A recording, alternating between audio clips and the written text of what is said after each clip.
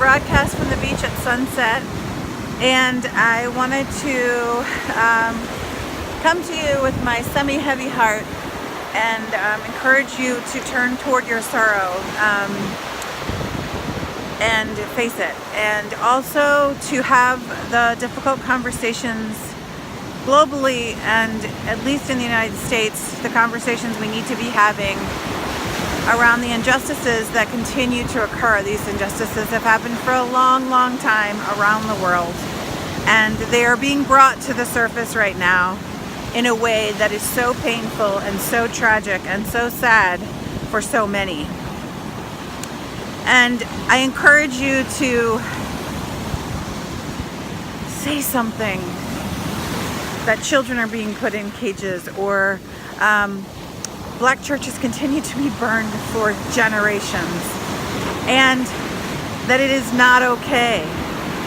And at the same time, there is this piece of me that knows that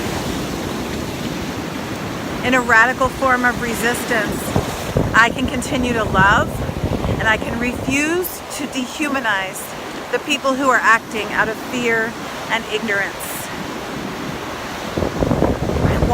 I won't run around calling people names, even though there's a huge part of me that wants to do that. I won't give up on humanity. I believe quite simply that we are put on this earth to love each other. And yes, that may seem kind of peace hippie, tra-la-la-la-la. Tra-la-la-la-la has a whole story behind it, which my cousins can tell you. But there is some truth to what it is to see a human and see that they truly are human, and to choose to love, and also to choose to believe that the children that are being raised by the people in fear and ignorance are going to grow up to be adults, but they can have a chance to think for themselves. And that is my prayer. That is my prayer, that with the advent of technology and social media, they'll continue to see people, that they are not like them, and understand our shared humanity. I cried in this ocean tonight for some personal things and some of these issues that I mentioned. And then I decided that there are three things I want to focus on. One is continuing to turn to nature for healing. Just when I was kind of distracted by my own thoughts and sadness, waves would knock me over. And it was kind of funny.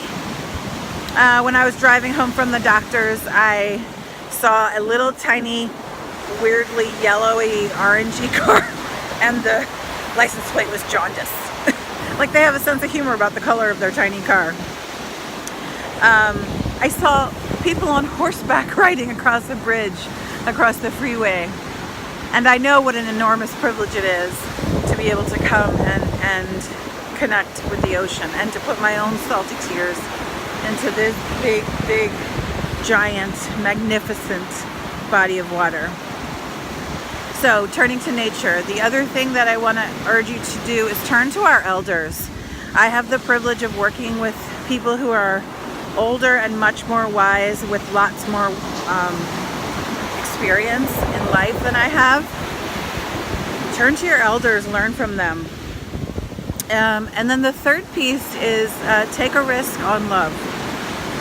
Even if it means someone who you inherently might not naturally trust, a gesture of kindness can shift a lot more than you think. So with that, let's continue to have these conversations. Let's turn toward our sorrow, and let's radicalize that by loving, turning to our elders, and continuing to dip into nature, because in nature we will find healing. All right, peeps. Peace out.